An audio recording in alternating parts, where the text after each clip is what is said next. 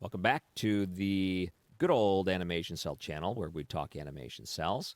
Thanks to everyone that's already given us some awesome positive feedback. And I hope that we get to do a lot more of these, learn more things about animation cells, how different people collect.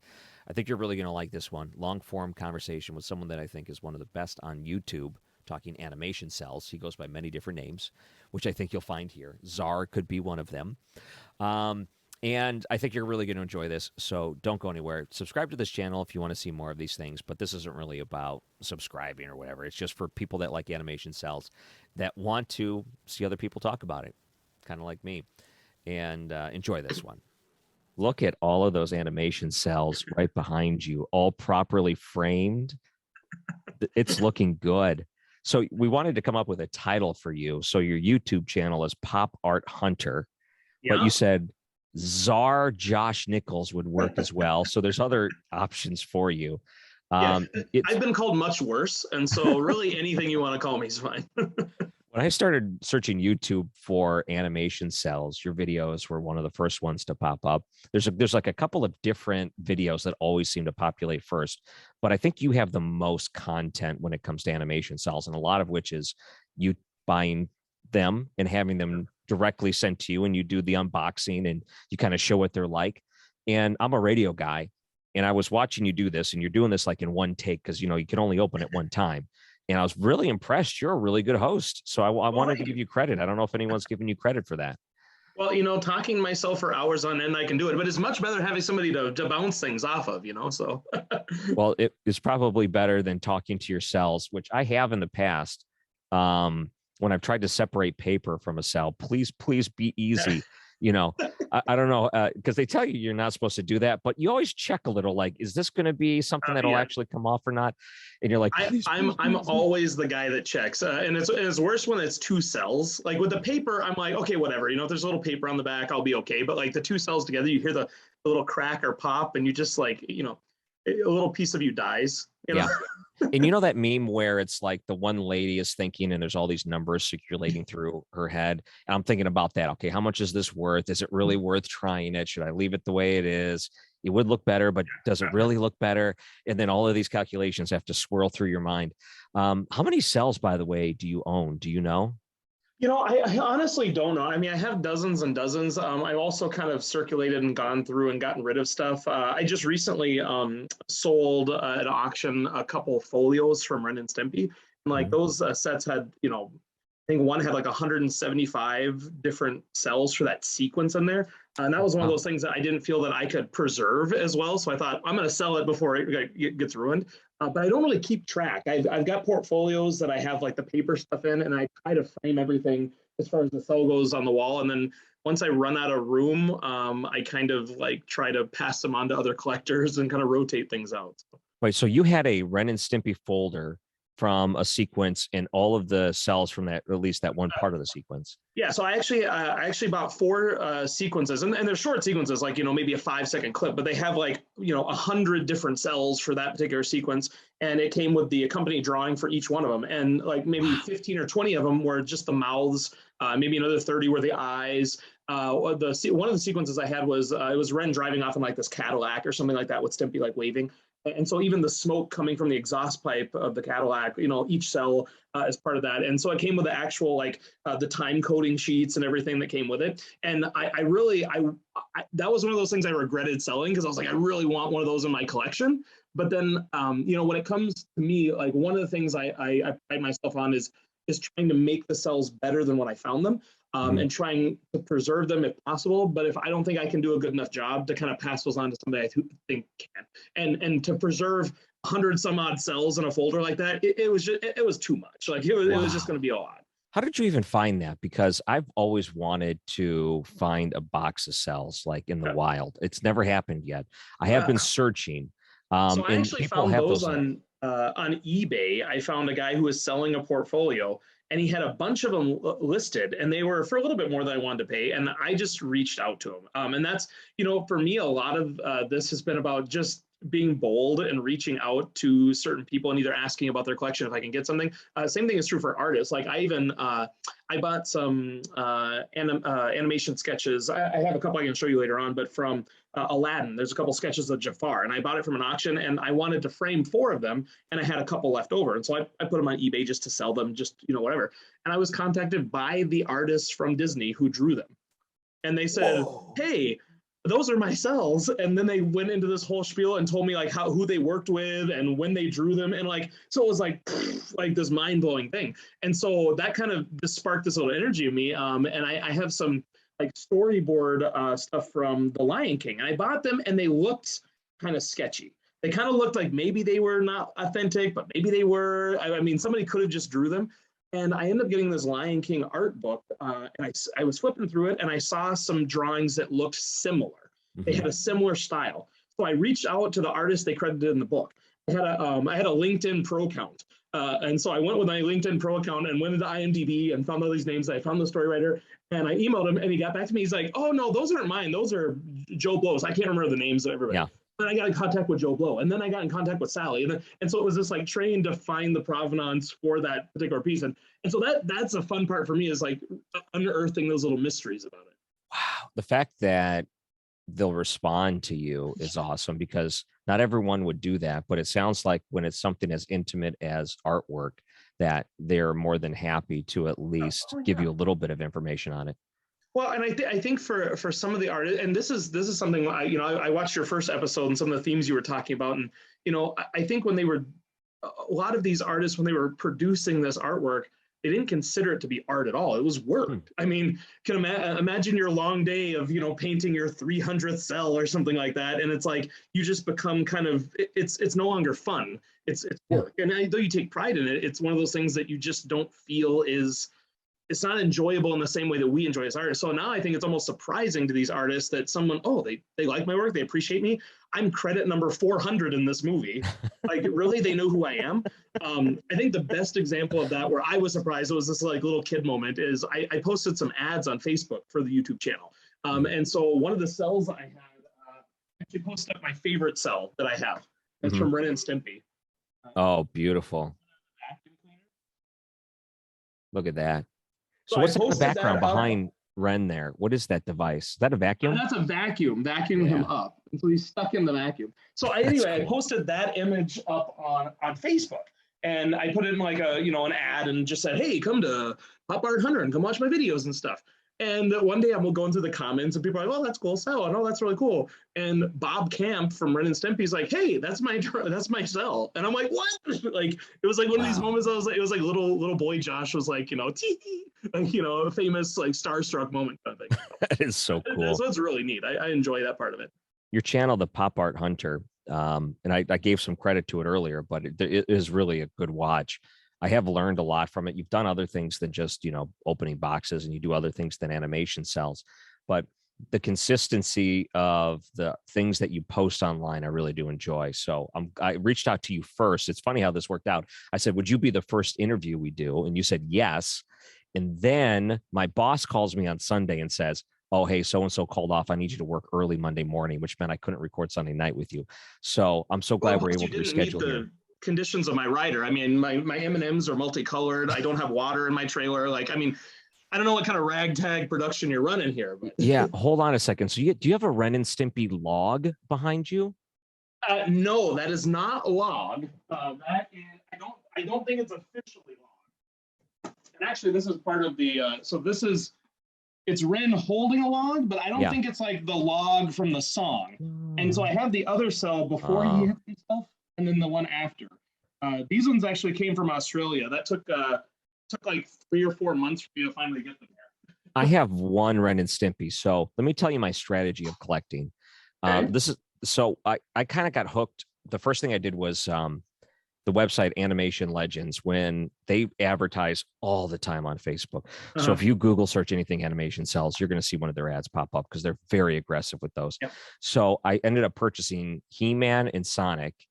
And I was like, this is the greatest thing ever. I just open a box and I'm holding a physical piece of my childhood memories. And it's like, this is amazing. And it was so addicting. I imagine that meth is just as addicting as purchasing cells. It So is. So, I, no, just kidding. so my thought was, I'm just going to buy Animation Legends stuff forever, and I'll just buy them by, 15 at a time from one show. But of course, it doesn't work out like that. So then eventually you go on eBay and you start buying shows that you just used to watch. And I only have one Ren and Stimpy, and I'll show you mine. But the pictures you have in the background, when you pop that off the wall, I do something similar with my frames. I have the hold on, I think I have some here. I buy like the command strips basically. And it's almost like Velcro, but not. It's like a hard plastic, and it makes it easy. You can swap them on and off the wall. That's exactly what I do. Look at that, little command strips. Yeah. So I noticed that when you took the Ren and Stimpy off the wall, and that way, if I want to cycle a different picture on the wall, I can just pop one off and put a different frame up there. Can I show you my Ren and Stimpy? Absolutely, please do. All right. So let's see. Colin. I don't exactly know what episode this is from, but I love that they're That's obviously great. running from something. Well, We're it's such a wearing a big one mask. too. Like, it's so much cell coverage and stuff like that. That's really great. Yeah. That's So funny. unfortunately, their hands were like right at the edge of the cell in the foot. So I kind of had to like force it to the side. So it looked like the mat was cutting it off or whatever. But yeah, that was the first Ren and Stimpy I ever bought. And I bought it off of, I can't remember where I got it. It was someone that was selling it, Macari. I bought it Oh, on okay. Macari. Yeah. And the other night you were selling something on a website I've never heard of. You were doing some animation cell live, like QVC style. How did that Oh go, yeah, by the and way, for whatnot. you? Yeah. So, and I was hesitant to say this to you because I did watch the other episode, and so I've been selling stuff on whatnot for a few months now. I do vintage Teenage Mutant Ninja Turtles. I Mhm. just started with the animation cells and some of that stuff, but I also sell NFTs. And I was hearing how you hate NFTs. I was like, oh. I don't know if it could be one part not fully understanding if the appreciation of NFTs is fleeting, as Mhm. in you just like the idea of it, but it doesn't actually amount to much. Yeah. It's like almost like when you're a kid and you put the toys inside of the bin and you forget about it, and then one day you're like, oh yeah, I got that one thing in a bin somewhere. Yeah, But yeah, like it's different because I can wrap my mind around a physical cell because yeah. that's something. But the NFTs, I can't wrap my mind around it. Oh, and it is some, there's something about being tangible, and I go back and forth. I have a whole video on this with the NFTs and whether they're collectibles or not and stuff. That's a whole other thing. We're talking about cells today, but like, Yeah. I actually, I've been a collector my whole life. Like, I mean, I remember going to antique stores and auctions with my mom and grandma when I was a kid and stuff like that. And when you see like an antique, like you can hold it and what you're looking at. I mean, it kind of it's like a tangible history lesson Yeah. of the way people lived, the way they played, the way they worked. And an animation cell is that same sort of thing. Like it is a surreal moment when you look at it. And granted, the first time you pick up the animation cell in gloves and yeah, you do all the protocol, but you're looking at it and it takes a real moment to hit that was a I mean, they took a photo of that and that was on your TV as a kid. Like, I mean, Yeah. that was the thing that you saw on TV is the thing that you're holding. And it's hard to even imagine that that's real, I mean, it's a surreal moment whenever I open a cell. I'm like, this is the actual thing. Yeah. And I don't know, some of those episodes or whatever, when you would buy it on VHS and it would have like just a couple episodes on it, you would watch that Yep. too until like it fell off the threads because there wasn't a lot of other content. It's either Yep. that or wait for it to air again, which was Oh, you yeah, never knew. absolutely. And I And so think it that's literally why became like ingrained in your mind, like because I mean, you just watched it over and over. yeah. It's like The Simpsons. Like, so for me, I love The Simpsons, and it was on at 5 o'clock every day in my home market of Detroit. So I would get home from school, I would probably eat something, and then I would watch The Simpsons. And that was like the one thing I'd watch 5 days a week. So no wonder now I look back and say, I want to get as many Simpsons as I can. Then my wife looks at me and says, yeah, like I'm going to allow you to do that. She's the checks and balances here. Do you have checks and balances? Oh, me? I no. I see. I have a division with my significant other. So she doesn't like stuff. Like she doesn't like things on the walls. And so every place we've ever lived in, we have kind of like my space, her space, and I have the Mhm. walls plastered, and she has nothing on the walls. And then so we have our common space that we do most of our work, and then she lets me hoard out the rest of the house with my collections. You're like one I've corner. cycled through collections, but yeah, there's a certain amount with there's only so much wall space. Yeah. And actually, because I do put them in the frames that way and can cycle through them, I have like these bins. I store them all as like poster bins that you get in like a retail store or something. Hmm. And so I think once those bins get full, that's my signal that I have to sell because I have literally no room left. Right. It's like a hard drive space, Oh, I got to delete something. exactly.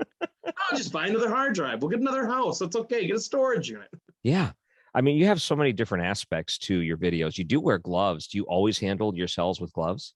Only when I'm pretending that I am knowing what I'm doing. To be honest with you, like I started collecting cells in 2020 Mm. during the pandemic, where it was like, hey, everybody's collecting and doing stuff, and Me I too. had collections, but I just shifted my weight, and I said, yeah, I'm gonna see what these cells are like, and necessity breeds creativity. I went on YouTube and I was like, how do you frame this thing? And I couldn't find like any content. And so that's why I was like, you know what? I'm gonna like learn as much as I can. I'm gonna kind of document what I'm doing. And I almost did the YouTube channel almost so people could correct me. Oh, Like yeah. I'm gonna do this video. I'm gonna show you how I'm doing it. And I was like, I'm waiting for the negative comments in the video to be like, you're doing that wrong, clown. Because people love to gripe. And Oh, yeah. so I thought if they could just tell me what I'm doing wrong, and I got mostly positive stuff. And I think the difference between this is a very difficult thing to start collecting as a beginner because it's overwhelming the amount of information you get. It can be scary when you're paying a lot of money for something that Mhm. might have vinegar syndrome or it might deteriorate or oh well, if you don't frame it correctly, this is going to happen. And for me, like I said earlier, with that portfolio I had, at the point where I feel that I cannot do a good job to preserve it or I'm doing more harm than good, I can pass it on. If Wow. someone is a new collector and they can take a cell that's sitting in a moldy box in a storage unit and they can put it in a frame that's non-acid free, it's just whatever they can do to take it out of the moldy box is preserving it longer than it would have if it stayed there. And so if you can't afford archival museum rag mat acid free stuff and acrylic UV resistant stuff, that's fine. Like you're still doing a better job than the last person. At Yeah. the point where you start deteriorating it faster than someone else could, pass it on. Wow. We have a lot in common because a lot of what you said is exactly the same route that I took. It was during the pandemic or whatever it was. I saw an ad and I was like, okay, I'll try this, $25 for 3 cells or whatever it was when it started off. And ever since then, it's like, this is what I do. All right, better check eBay again and see if anyone posted something new. Like this is what I do. And like my wife will be watching Survivor tonight and I'll be on my phone. I'm like, well, I wonder if what's going on over here, and maybe I'll check this, or I'll search in a different way and see. It's it's so addicting. I don't remember the last time I've been this addicted to something. I used to play sim hockey, so it was a fantasy hockey league, except that it's done through online, like it's a web program or whatever, and all of the games are just simulated with your players on the team. And I thought that was the coolest thing ever. And when I gave that up, I had a void. And then all of a sudden, animation cells came in, and I've loved it though. But you're right. It just when it comes to things like posting on YouTube, you did it great. I thought you did a fantastic job with it, and I'm glad that you've learned some things along the way and want to share some of those things too. And you've done videos on those. Um, I haven't gone to the gloves yet. I mean, I've seen videos with Well, gloves. I've never done the gloves. that was your original question. I kind of deviated. So Yeah. when I started learning about it, people were like, you have to wear gloves, you have to do this. And for me, like, I think it comes down to that value, like just like cracking a cell apart from another cell, like trying to detach it. Like when it's a $500 cell, I'm like, Yeah. and if it's a $25 cell, I'm like, whatever, And so Yeah. you get into a mode. And so with the gloves, I'll wear them more when I'm doing something big, like, some of my favorite more expensive pieces, like, I'm like, oh, I better put the gloves on and stuff like that. And I try to do those best practices with anything. When you get comfortable with things, like I'm like, oh, I'm holding it by the edges and I'm doing a good enough job here. And you kind of let some of your guard down a little bit. But Yeah. again, if you're taking it from a bad situation and bringing it into a better situation, you're doing well. I've unframed things that I've gotten from expensive auction houses that I'm like, what were they thinking? Oh, wow. because this is going to destroy. And it's not the auction house that did it; it was more the previous owner, but they didn't know what they were doing. And so to take it and make it into a better situation, that's the key. We're Oh, trying to yeah. preserve this. There's I don't know if you're familiar. This was my mom got a VHS at like a garage sale one time, and it's a Canadian cartoon called The Raccoons. I don't know if you're familiar. You ever heard of The Raccoon? Okay. So Mm-mm. it's this cartoon in Canada. It's pretty popular, and I remember as a kid watching this over and over. So I was like, I need to find some raccoon cells because it's this movie I remember when I was a kid. Well, apparently in Ontario, there's this museum, or that I don't know. I don't. They're not an art museum or an animation museum. And somehow they got a hold of all of the cells, and so Huh. they have like $10 million and boxes of cells in a storage unit, and they have not enough money to preserve them. They don't have staff to sort through them. They're just sitting in boxes right now, and they like plead with their local state and governments. Are like, could you give us more money so we could do stuff with this? And so, like for me, like that's such a sad situation to see. Like they know that they exist, they have them, they can't do anything with them, and eventually they're going to deteriorate. And so it's Wow. like, could they release those into the market? Could we get them to a gallery who can preserve them? And not that everybody likes that show, but if that was Ren and Stimpy, Americans would be like, rabble, rabble, get them. Like, we Oh, need yeah. to get those cells. We need to get those Disney cells. So, How many cells do you think are sitting out there undiscovered that people just don't know they have them? there's got to be so many. If you I if you're can't a even imagine, percentage like, on it. it's one of those things that I think I think it's going to be a gut shot of time. Like, for instance, so I got, so with Ren and Stimpy, one of my favorite things that I got were these like full sketch things. Oh, that's So cool. I got this directly from the artist. So Steve Lauder is one of the artists that worked on Ren and Stimpy, and these were like his sketches that he had in his personal storage unit.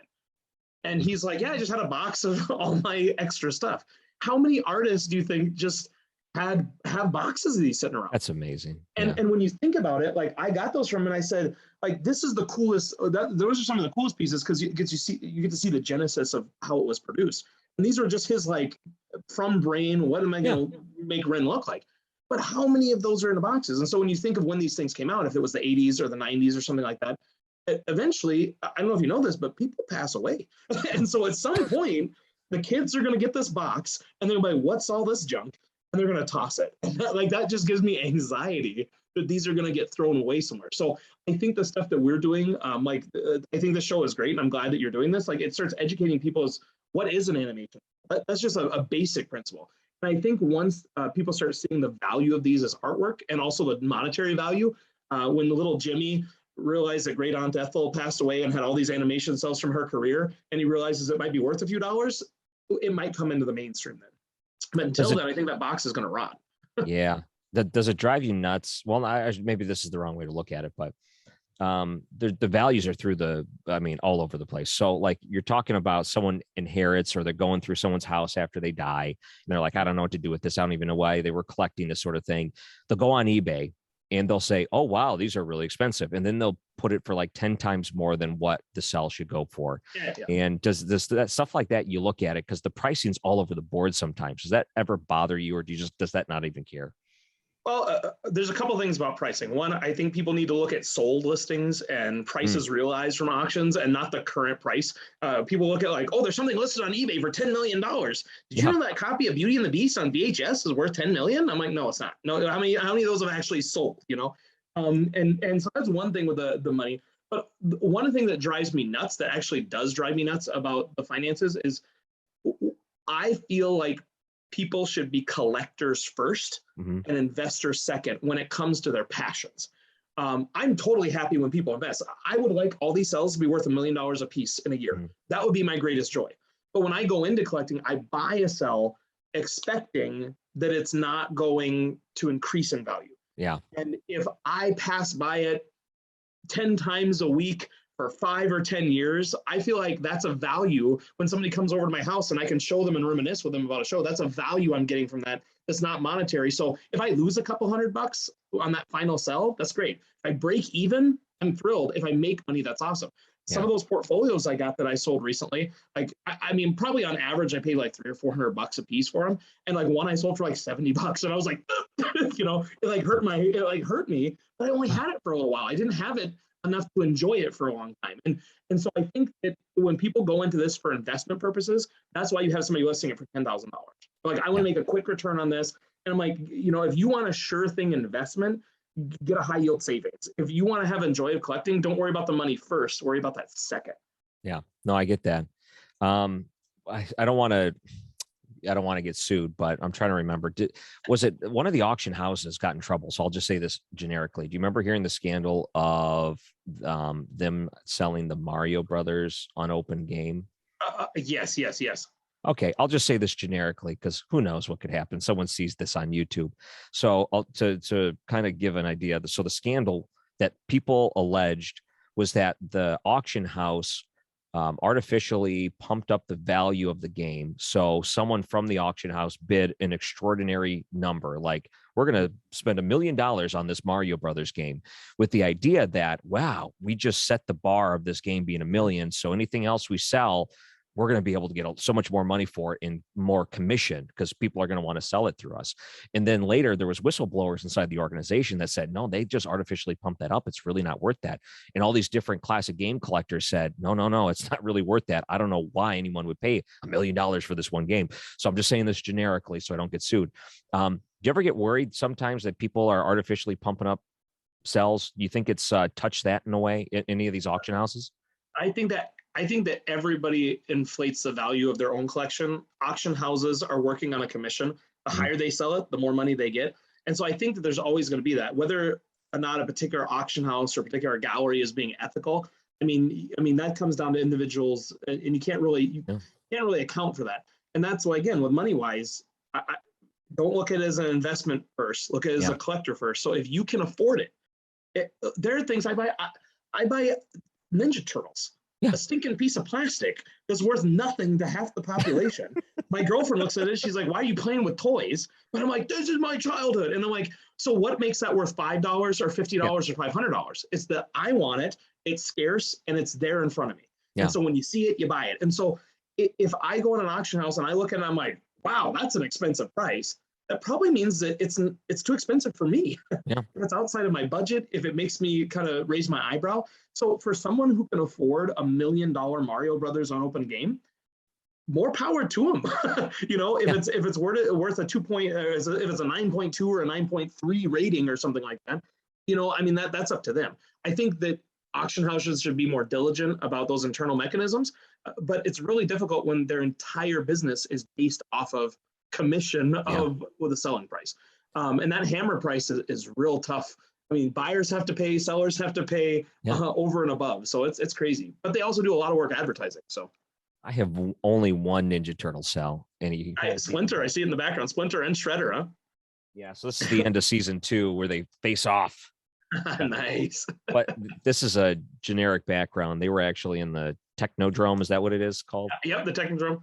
Yeah. I have the toy Technodrome sitting out in the other room. I collect the vintage stuff. So I have a couple Teenage Mutant Ninja Turtle cells, but I more have stuff. I have a lot of Ren and Stimpy because that's what I first collected. I got a couple Disney things that are like the drawing because I don't have any Disney cells, which makes me want to cry because I would love, like, Little Mermaid, I think was their last picture they did cells for. And then I think Princess and the Frog was the last one they did like sketches for. And so Little Mermaid, I'm like, I would love to have something from that, but they are so expensive. And again, for me, the way I would preserve it and frame it and house it, I'm like, I'm not going to pay $3,000 for this cell that I'm not going to be able to do justice to. So for Disney, the one Disney cell, and I don't have any, but television wise, I've always kept an eye out and an alert for Recess. And I can never find a Recess cell. I mean, there have been in just even searching, I've seen one total photo ever crop up, and I've never seen it for sale. When that came out, do you remember what other shows were around that era? That was late 90s. So I just love the animation style on that. Let me look that up. I've never seen anything from Recess either. I guess I do. When I mentioned Disney, I was thinking more of the movies. The only Disney proper I have Goof Troop and cool. So I've got a couple from that, but I don't have any from the films. I have sketches from the films.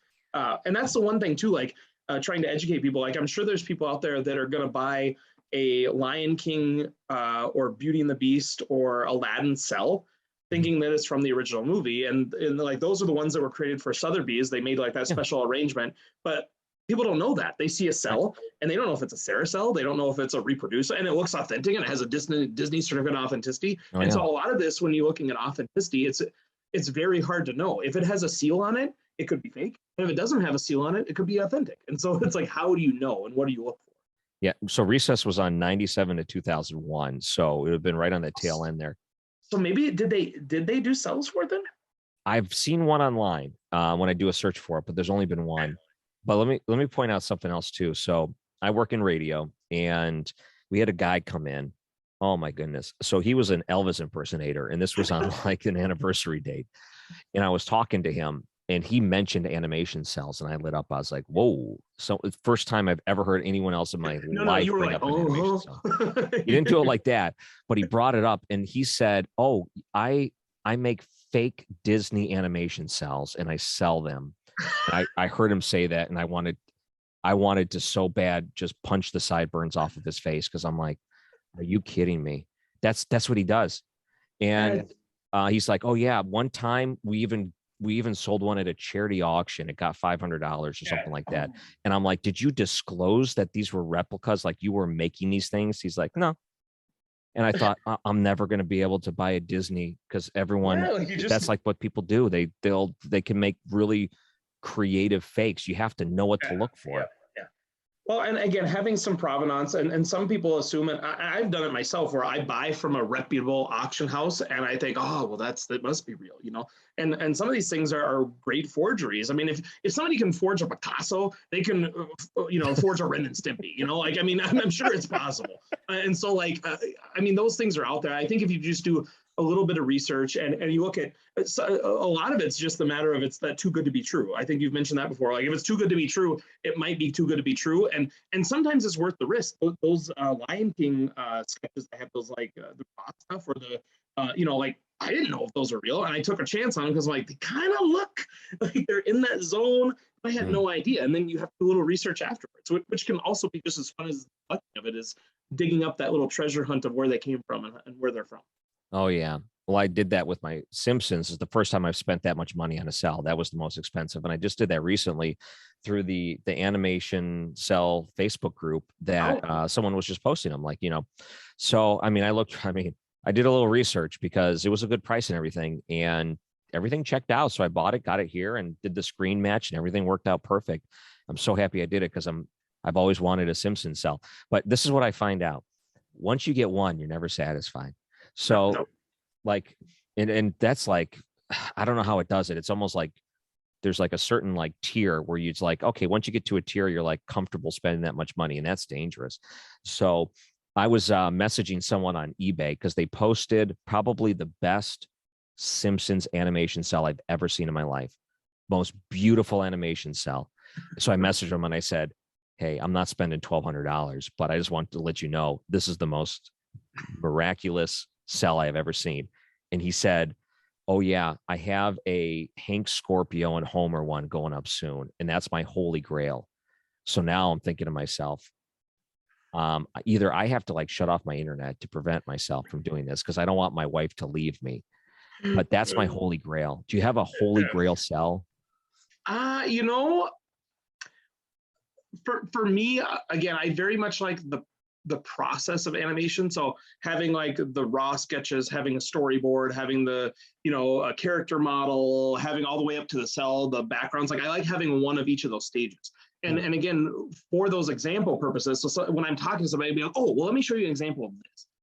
I don't have those Disney cells. And so like, I don't have a Disney cell to say, this is an original Disney movie cell, which I think those are like, that's the coveted ones. And for me, the era of film for me was like Aladdin, Beauty and the Beast, Little Mermaid, stuff like that. And so Little Mermaid would probably be one of the ones I would like to get most. I'm also a villains person. So like, give me an Ursula, give me a Jafar. Sure. Yeah, like give me, like, I want the villains. And so I actually saw, some great Ursula cells.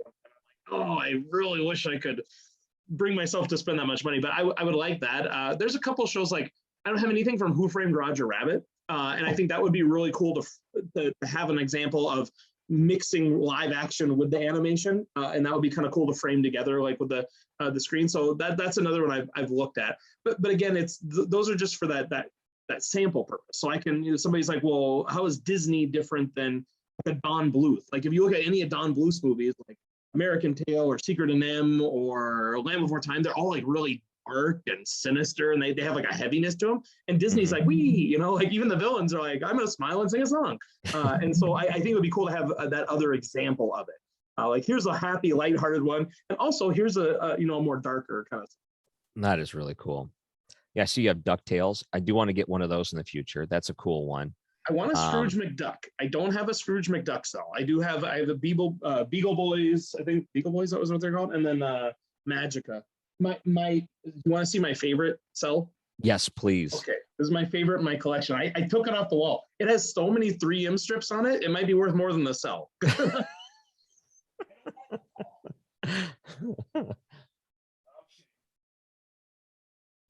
Here we go.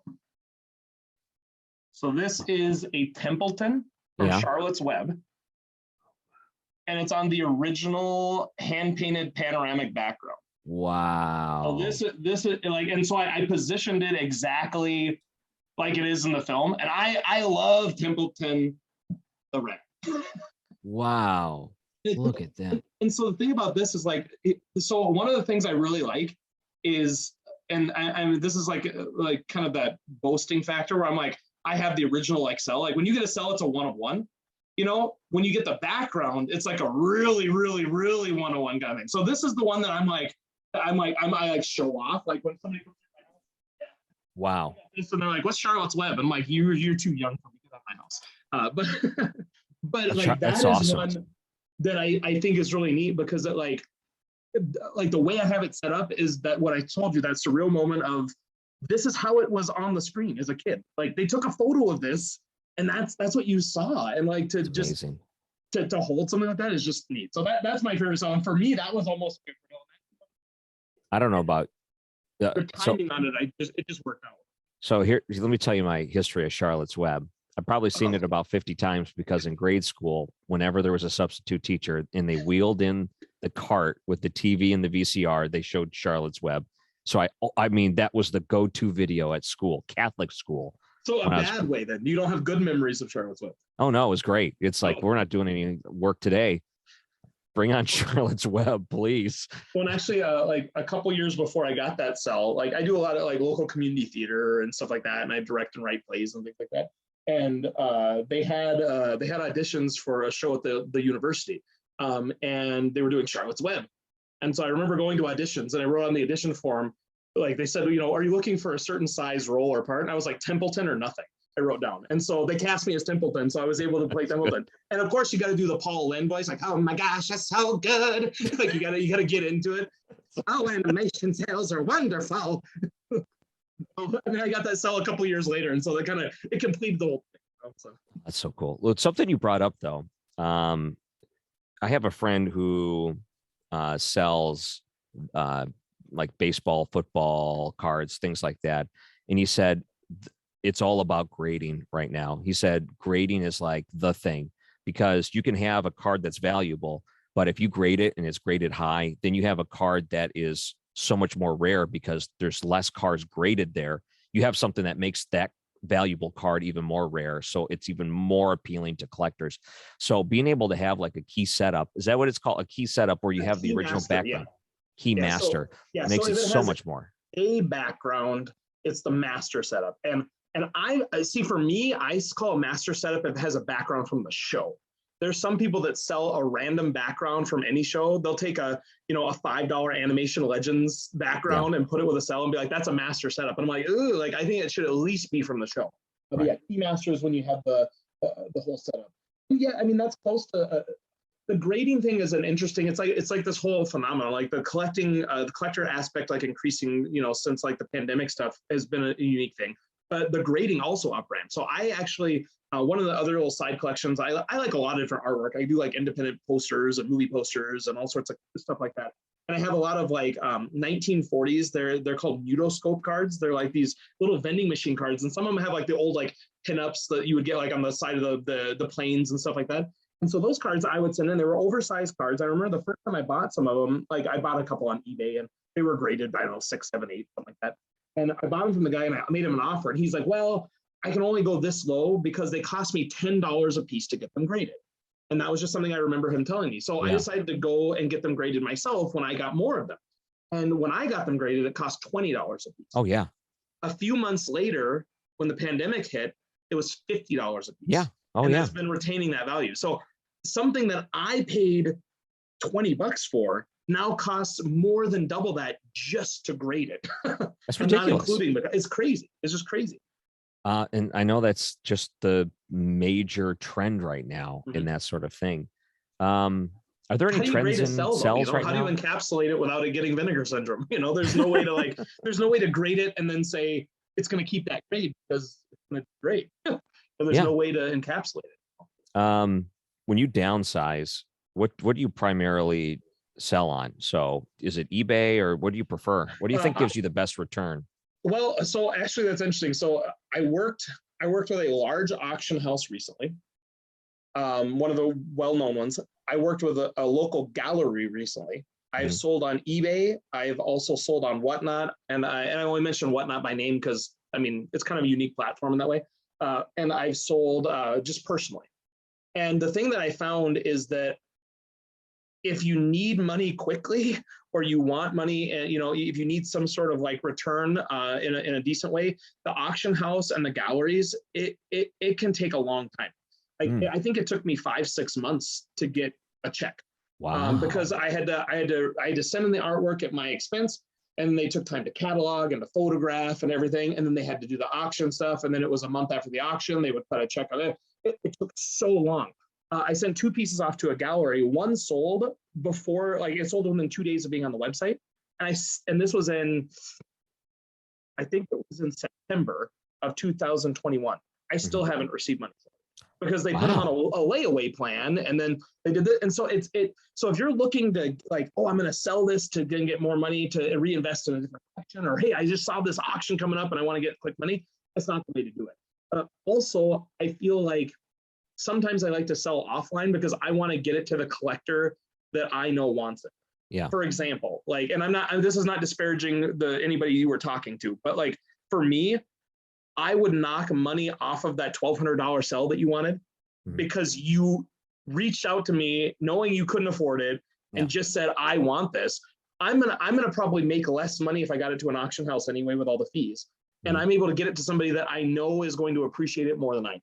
Yeah. And for me, that's what collecting has been for me the last year.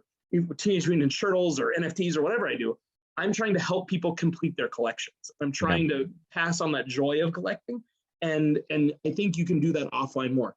eBay is an okay place, but again, you don't know who's buying your stuff.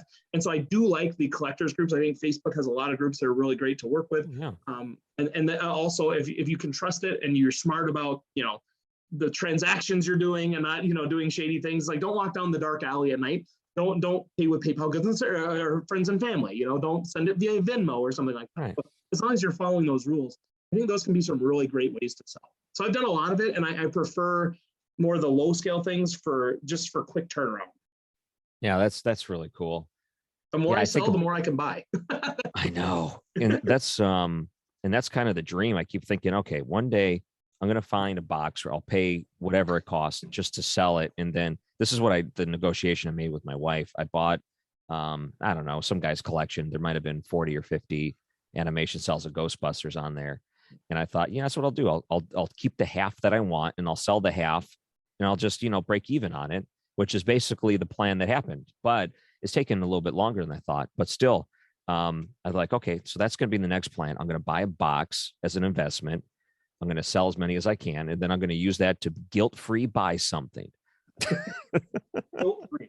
Oh, that's the sweetest thing. It's like when you get a free meal, it tastes so much better, right? Guilt-free animation cell buying. Oh, just you have no idea. And it's like I started selling stuff on Macari, just junk that I had from storage.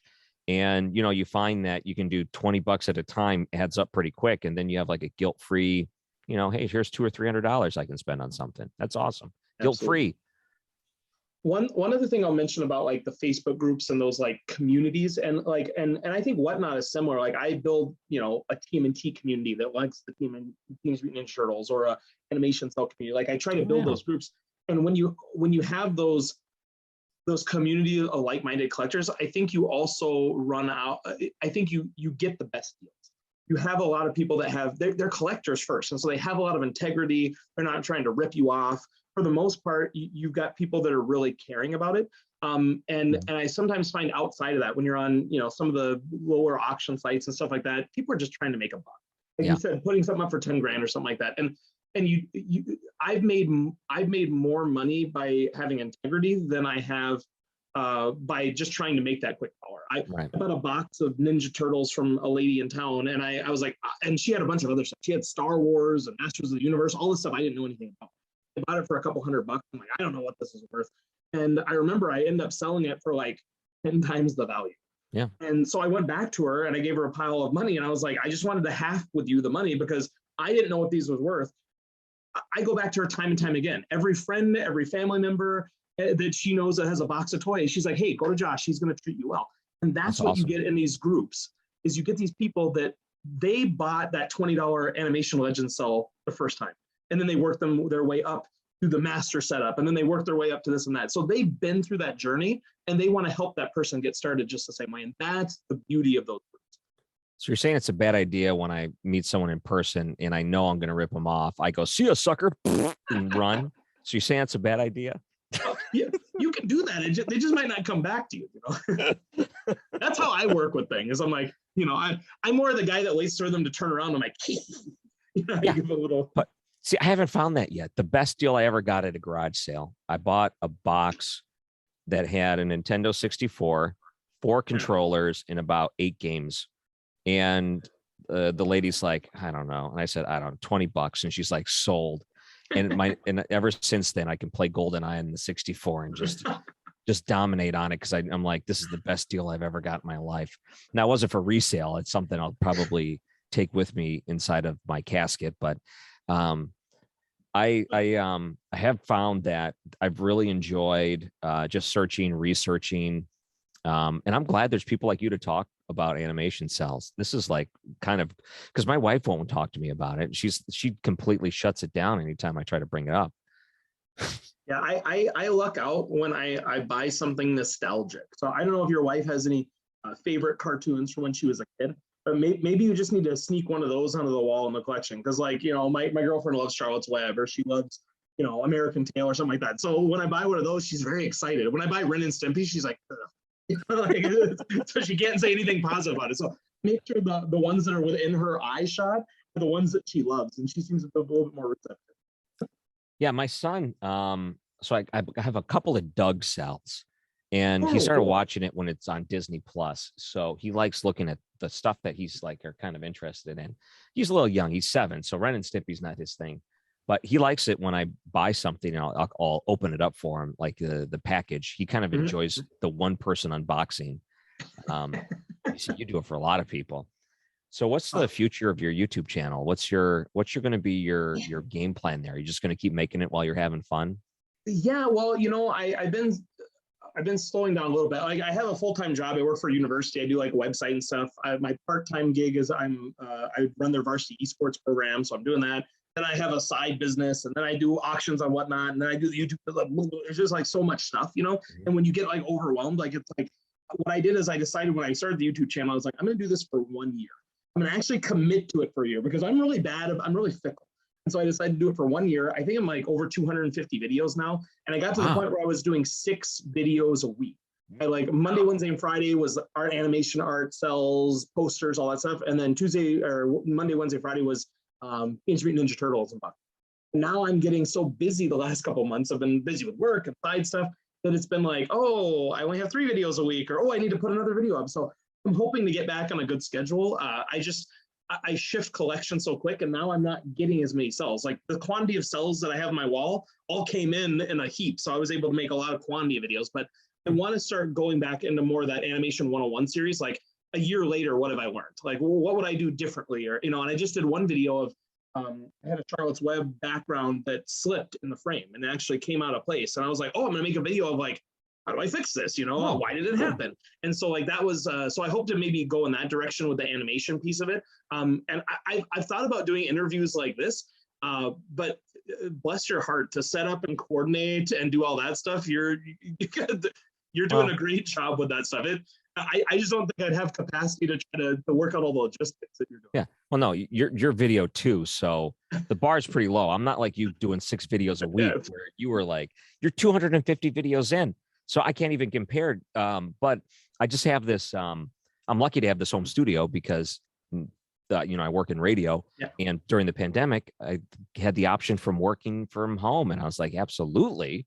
So I get a microphone I always wanted to get, and this is a comfortable little space. I have a wall where my wife can't tell me I can't hang something up. So this is like basically my zone. And I'm sure your wife didn't make you move that photo of the dog in the tuxedo, did she? isn't that great? I found that at Goodwill. That is also a great Goodwill find. Now she was so mad because she's like, you're going to spend $40 on that. And I said, honey, this is priceless. Yep. This is something our kids are going to fight over after we're gone.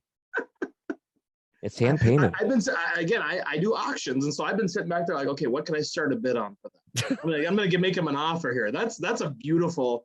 I like janky stuff. Like I like things that are like. I do have with like the Ninja Turtles. I have a lot of bootleg stuff too. That was like that's just like who would ever buy this, and it just the fakes. Now I've kind of considered doing that with like animations. I was like, I would love to find a fake animation seller. I would love to have an example in my collection of this is one that's not real and this is why it's not real. Oh yeah. There's a Facebook group I just joined that is dedicated to like pointing out here's that's obviously awesome. Why this is fake. I just joined it today. You have to get approval for it. So you know how sometimes you join a Facebook group and they'll say, okay, why do you want to join? And answer these questions first. And they make you take a pledge. You're not going to use this information to fake cells, right? They don't want you like getting into the system to learn how to cheat it. Second question: are you an Elvis impersonator? Have you fake cells before? You just immediately because that's a definite tip off that you're fake. I just thought about this. It popped in my head, and I changed my mind about my grail that I'm searching for. I want a really nice big How the Grinch Stole Christmas. Ooh. I want the Grinch, green in all his glory, big cell. Those are pricey. Oof. So what scene, if you could, like just him with the giant sled of toys? Like his face and his just snarly, wafty green. Like I just want it's just I'm a villain guy, so I love like again I have Jafar, I have Scar, I have like those are the ones that are around me. Is I love the villains, and so. Oh man, see what about when they zoom in on his tiny heart with the magnifying glass? That would be awesome. I could do that if I had his face too. Like I want to make sure. And that's one of those that all the ones that I've seen that have been in my price range are like, oh, this is a limited edition series cell of 50, but it's still like $2,000 or something like that. I'm like, oh man. No, I'm not gonna do that. I don't know about you. I don't do the Searcell stuff. I only like cells, and I'm not too, even with like the drawings and things, I don't really gravitate towards buying those. If it comes with it, it's a bonus. Yeah. But I just have focused on the cells, and you got to be careful sometimes because, if you don't pay attention, you look at it and sometimes you see a lot. I mean, when you search eBay, you see a lot of the same things where sometimes people don't know what they're selling is not an actual animation cell, but they have it labeled that way, but it's, reproduction. Yeah. Oh, like a Xerox copy. Macari is big on that, where you'll find like when you first said your Ren and Stimpy cell, you're like Macari. I was like, but I mean, that's totally, you can see from here. I can see from here it's legit. But yeah, some of them are just like literally like Xerox. You can see through them. And I'm like, and people just don't know what it is. I remember back in the day, like I don't know if it was Sam Goody or Suncoast or one of those like music stores. They had if you pre-ordered a DVD of like a Disney film, they would give you a cell or a slide from the movie. Mm-hmm. And like, I don't know why people thought that was like from the movie. Like they took, there's 1,000 reels that go to every theater, but for some reason people were like collecting these like they were some sort of gold, and it was like an original 101 thing. It's just something they just printed out, but people get excited and they're like, oh, look at that deal on that cell that's on Macari. I think I'm going to buy that real quick. And they just don't think much further than that. It can be a costly lesson, but Yeah. I only bought one. Well, I did buy the Ren and Stimpy from Macari, and I thought I got a pretty good deal on it. How much does Ren and Stimpy normally go for? Like, what in your experience? It depends. So actually, the first Ren and Stimpy I bought was, well, first of all, the figures were about like here's the cell size, and the actual animation figures were about this big, Yeah. but it was on this great background. And I bought it. I think it was $65. Mm-hmm. I was like, oh, this is so cool. I have this.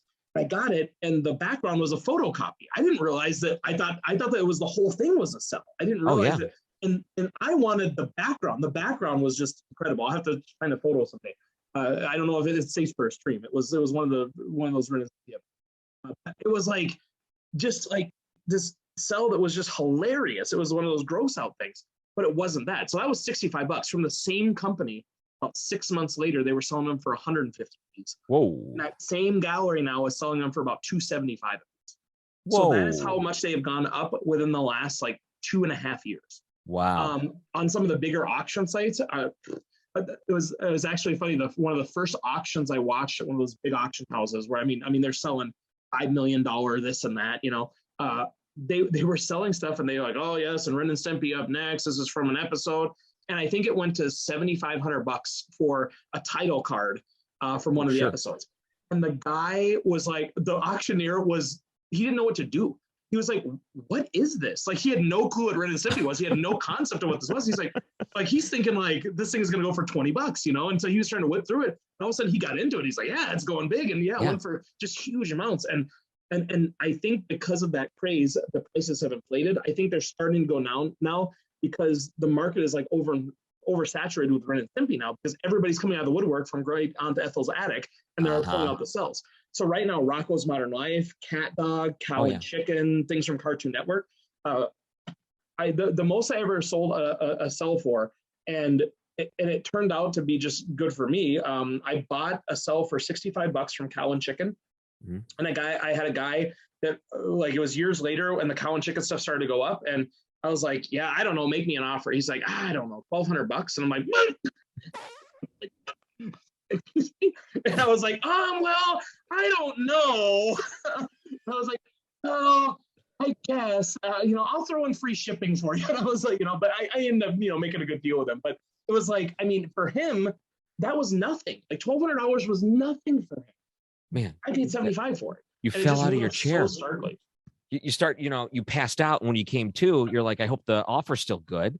How long have I been out for? I actually had to ship that one overseas, and it took I think it was another like $175 for shipping, and then it was like held in customs for a while, and the international shipping has become incredible as well. That's a whole other episode. Yeah, I shipped something for $800 a couple of years ago, and it was held up in customs, and they charged the guy an extra $1,200 to get it out of the. It literally said on my tracking, it's like held in cage. Customs will not release, and the guy had to he told me, he's like, the shipping agencies around here are kind of like a mafia. Like, if you don't pay it, they'll just take it. Like, I'm like, what? Crazy. Like, are you kidding me? Man, that is great. So, because the one Simpsons I bought came from, I forgot exactly where in England, but it was like $25, Royal Mail. Oh my gosh, that's great. And it only took a week. And the 25 was like the mid-range. That's where you get a tracking on it. It wasn't even the cheapest one. But it's some much of these more expensive. That almost makes me think like I would be nervous if I paid $25 like these days, because I'd be like, what were they shipping it? Like, are they just putting a stamp on the cell? Like what? Oh, one guy I know, he got a cell in the mail. It came in a tube, in a bubble tube. They rolled it and put a rubber band around it. And I'm like, what? I saw, I saw a video on YouTube. I couldn't remember if that was one of yours. Was it one of mine? I might have gotten one of those too. Like, I think I got one of those at one time, but I don't think it was that big of a figure, so it didn't matter. Depends on how much coverage. The more coverage of paint you have, if you have a little figure, it just happens in that area. Yeah, I might have had that. I order a lot of stuff, so I forget. Oh, man. Well, 250 videos worth. I bought a Dilbert off of eBay, and it was only like $20 or whatever, but it was a 3-cell setup, and it was like, oh, this is a great price on this. And it came in a tube, though. It came in a tube. But it worked, but that's just how the guy ships it. He's like, oh, it just works, it's fine. I don't know. Well, and I mean, you don't know what you don't know either, like, I mean, if it was a decent quality, it hasn't gotten stiff, it might not be a problem, but like, I would never ship it that way. Like, I mean, just because like you get nervous about it. Yeah. So do you have any like weird obscure cells, or do you like, I mean, what do you collect that's like odd? Yeah, I got a couple weird ones. Hold on. Because I like the one weird time, stuff. I'll tell you one time I bought one just because I loved the way it looked. It was some guy on, oh boy, what's it's like a website mostly for like art. Like it's not Pinterest, but it's like one of those things. Oh, like DeviantArt or something like that, No, or Pinterest. it's one of the super popular websites. I just can't think of what it's called right now. But Google, was it Google? I'm well, sorry. I just loved the way it looked. And the guy, instead of putting a replica background on it, just had like a solid color, and it looked Yeah. so beautiful. And he had one that was a master setup. I mean, it was the real thing, the real background, had all the drawings and everything to it. It looked great. And I got that, and I bought another one of a dude smoking. And I get it here, and I finally want to like identify where these are from. The guy smoking's from a cartoon called Blackjack or something like that.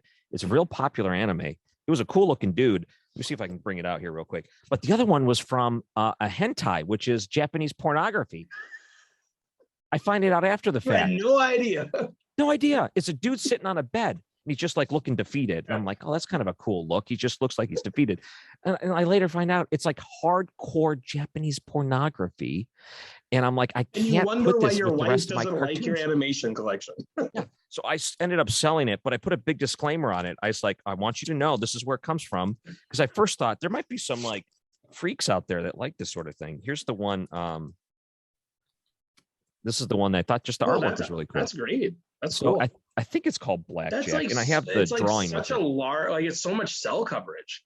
So it's two things. So it's the person, and then the smoke's a separate cell. Yeah, but I mean, it just takes up like sometimes you get like a figure that just takes up like, you know, an inch and a half, and you're like, oh boy, that's great. And I mean, that guy's, I mean, is that a 16 field too? What's Looks that? pretty. Is that a 16 or a 12 field? It looks pretty big. You know, I don't know the difference between. What's the difference? It kind of looks, so the 12 field cells are a little bit, I don't even know the dimension. 12 field are like 10 by 12 or something, and then the other ones are, oh,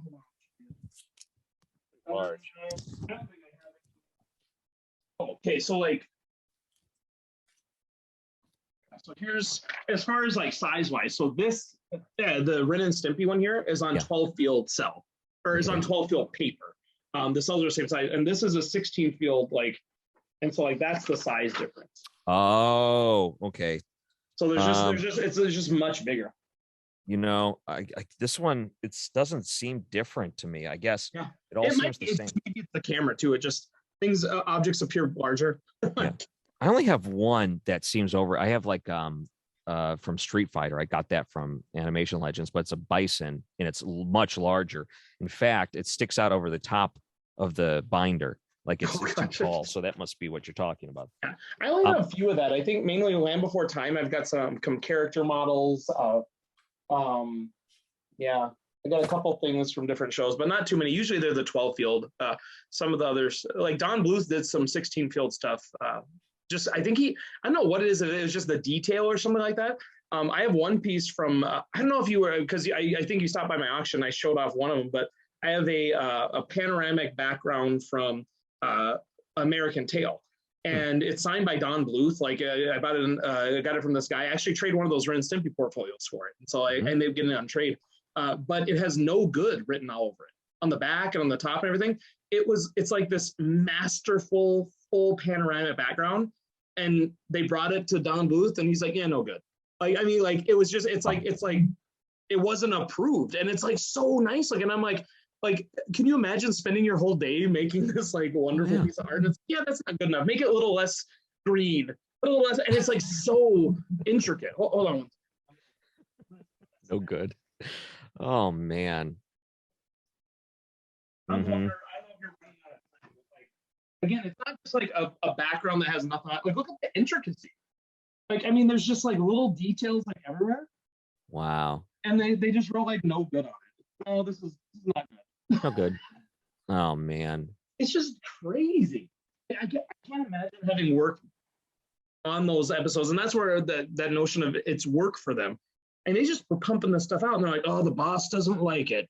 He says I got to repaint the whole background." I just can't imagine that being your day-to-day job. Man, that's some top talent stuff when you're at that level. You just sometimes you don't understand. It's like these professional athletes, you know, the difference between them and anyone else. You can understand quickly, but when you're a professional athlete in that field, you're like, I couldn't notice the difference, the Yeah. subtleties between some of these players, but they know it. So for these artists, they Well, know it, I yeah. guess. I mean, in my defense, I'm allergic to exercise, and so I just break out in hives anytime I make an emotion. So I wish I had something else. I don't have a lot of stuff to show off. I had one other thing, and I'm going to bring the guy on sometime in the future to talk about it.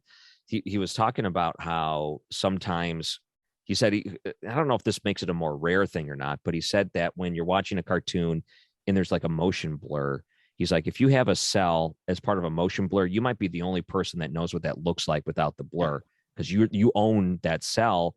But if you watch it on TV, it's kind of cut in between things. And he's like, there's not really a name for that, but it's something he looks for. Like there's all kinds of things people look for in collections that I never even would have thought of. I just sold a motion blur one from Ren and Stimpy. It was from one of the space episodes, and Ren has like a plant on his head, and there's something like that, and he slaps Stimpy, and so there's like this motion blur for the slap. I just sold it. That's one of my regrets. I sold all these pieces to that gallery in the auction house, and I'm like, oh man, that didn't go for as much as I wanted. Oh, what? Like those are the ones I've had regret for. And that was the first time I ever sold in that capacity. And I was just trying it out because they have, I mean, it's such a process. And I thought, I'm going to try and see what it's like. And for me, it just wasn't for me because, again, I didn't know who got it. Like if I sold you a cell, I'd be able to call you in a couple of years and be like, dude, like, how's that? Did you get any more cells? Did you, like, you're able to have that connection and talk to somebody. I don't know who got that motion blur cell. I don't know who got the portfolio. I don't know what they're doing with it. I'm probably going to see it pop up on eBay or something like that, and it's like, we lose that personal connection. I do have to ask you one question. What is that stuffed animal behind you? It's under your on air. It's a yellow guy with buff. Yeah. What is that? So I love regular show cartoons. So this is Skips. Regular show. I've never heard of that. Oh yeah. Mark Hamill voices this character. And regular show was on Cartoon Network in early 2010s, I think. Regular show. I've written it down. Yeah, it's awesome. So at least for my almost looks like a South Park like character or something like that. Like the eyes and the face. It's like a teenager cartoon, I guess. So it's not really like overtly dirty or anything like that. Well, it's not hardcore pornography hentai or something. Yeah, like that. I know. I couldn't believe that when I was like, I cannot believe, and I didn't want to look up the scene because I wanted to know if it was a master setup. So I had a listener from my show who, because I told the story on there and they laughed so hard, and I said, "Will you look this up for me? Because I am afraid to look this up." And he's like, hilarious. "Yeah, I'll do that for you." And he's like, "Take one for the team." He said it's a 2-episode series. He said it's probably the only instance where there's not hardcore nudity inside of this. Probably the only instance in the whole thing. So he sent me a screenshot and it had all the pieces from that screenshot or whatever. I ended up selling it for $40. I think I bought it for $20. But I just picture this guy like watching like 16 hours of hard. He's just like watching to find this thing for you. Yeah, but regular show's awesome, and I never heard of it. It follows two slackers that work for a park, and of course, like the most absurd things happen. Like there's all kinds of memes and stuff on it, but they'll be too lazy to get up and do something, and a portal will open up, and then demons will show up, and then they have to fight the demons to save the world. Because they were too lazy. As you do, as one is wont to do on a regular day. But yeah, those little figures. Oh, I figured, but all the stuffed animals back there. Yeah, I got a couple of them.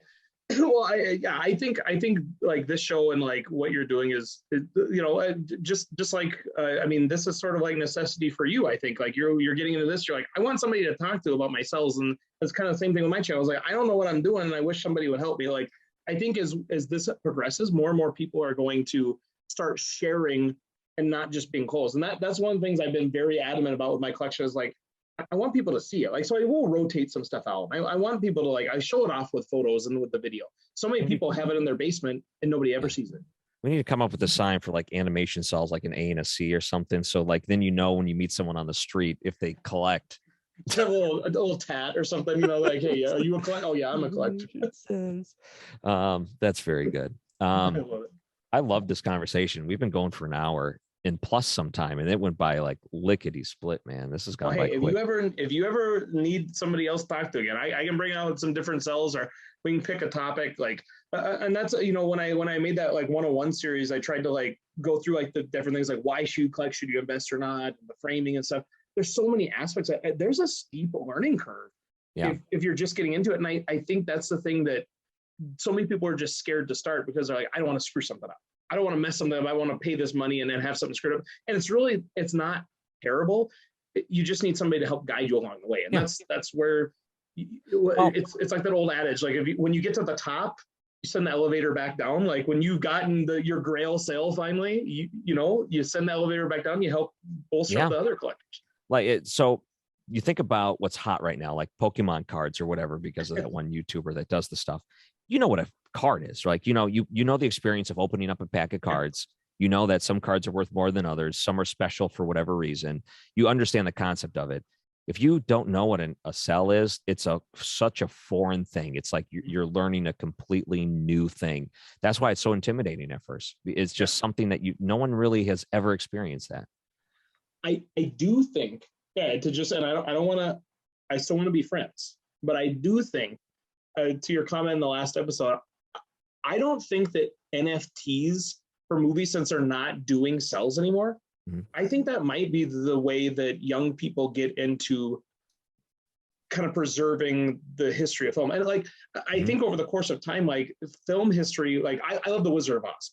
Yeah. Because it's like the most richly documented movie. I mean, everything about that movie is documented. And you don't see that anymore. I mean, who watches the 3-hour director's commentary or something like that? Like, it's very rare that people have the time for that. Yeah. And so I think that you're going to have less people that collect in that fashion. And I think NFTs might be a way to go. But one of the ways that the studios could do it is, again, selling moments of the movie, like selling a 5-second clip of the movie or something like that.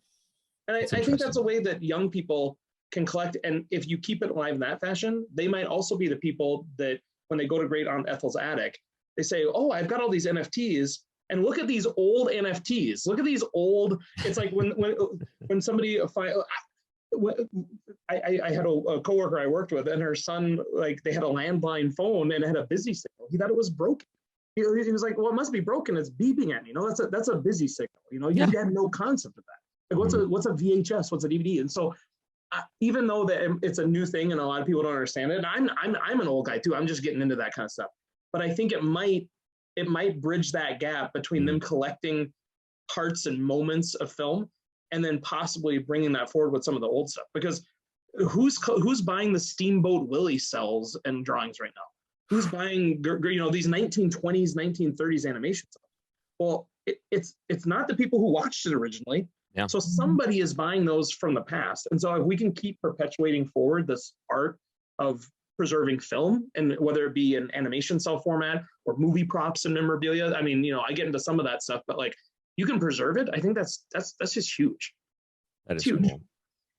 Well, I think that puts a wrap on the interview. That was a great moment, and I think that I enjoyed this so much. After I get some more interviews, I'd love to bring you back on because I thought this was fantastic. I'd love it. Yes. Here's the thing. You piqued my interest when you said, I want you on my show. Cause I mean, that fed my ego, but then you showed me your 3M strips. Yeah. And we were right. I mean, that's it. As soon as you pulled that frame off the wall, I said, oh, he does the same thing. I think it's the exact same thing. He's the one for me. This is my animation cell partner. And it's so much easier. Like some of the frames I bought came with these little hooks that had pins in them and you're supposed to hammer into the wall. Oh no. I'm like, no, that's just way too much. Plus you're going to be leaving these little pinholes in the wall. And I messed up. At first I tried doing it and I'm looking at it now. I'm regretting it. Every time I look at the wall, I regret it. The 3M strips are so much easier and it's so much easier to pop on and off. Oh yeah. I think I also might be one of the only people that I frame everything except for the 16 fields. I frame in 13 by 19 frames. Oh, wow. It's a really odd size. I like it because it has like, you have some of the like width on the sides. I don't know. I kind of like that personally, but it was, again, a necessity. I collected a lot of 13 by 19 posters. Huh. And so because I was collecting these posters, I have maybe 100 of these posters and I had them all in 13 by 19. So I said, when I bought them in bulk. And so I sold some posters and I had these 13 by 19 frames. I'm like, well, I guess I'll frame my animation cells. But now that I have all of them and they're the exact same size, again, you do have the option of popping on now. So I Yeah. always tell people, like, if you're starting collecting, buy in bulk. Like, buy frames in bulk. You save on shipping, you save on everything. Just find whatever you think is your style and just purchase a lot of them at once, and you're going to save a ton of money on. It's a good idea. Very good idea. Just let's give a plug. Make sure people can find you on YouTube, places like that. Where should they look? Yeah, if the my YouTube channel, you can go to poparthunter.com. It'll take you right to the channel. If you ever want to drop by an auction, again, I'll do some NFTs. I'll educate you. I'll sell you some Teenage Mutant Ninja Turtles. Maybe I'll pull out some animation cells, but you can catch me on Whatnot under the username Toyabunga. It's like Powabunga, but Toyabunga. See, it's clever. I get it now. See, I get it at first. I didn't really associate it with the Ninja Turtles at first, but now I 100% do. I finally it's caught weird. that. People start calling me Bunga online. And so then it sounds like they're like, hey, Bunga. I'm like, I don't know if I like that name. Yeah, that reminds me of that little purple, monkey that used to be like, it was kind of like Spam, but it really wasn't. You remember that guy? You are the only person in the world that knows what you're talking about right now. Yeah, it was like I don't know what you're the purple monkey guy. Yeah, it was like a thing online, and it was one of those things that people would download, and it was really like malware, but it was very friendly and like people liked it. You remember? It was. I thought his name was Bunga. Maybe it was. Okay, here's the thing. Immediately when I get off here, I'm going to be Googling it. It's going to be like Japanese hentai Bunga, and I'm going to be like, what? Like, what? And you told me to search for Bunga. Yeah. That's hilarious. Well, thank you, sir. I really appreciate the opportunity, and yeah, do have me back, even if it's just to shoot the breeze. Awesome. Josh is the pop art hunter, and boy, has he had some great videos. 250. Wow, that is an awful lot. And you can find him online. He's got a great channel. He's probably one of the best cell hosts I've seen. I mean, really remarkable. He does great work. So thank you for him. We're going to do more of these in the series. I'm sure we'll cover different grounds, different things on different grounds. Hope you enjoy these. Check back soon for it. And thank you for all the support. I'll talk to you guys later.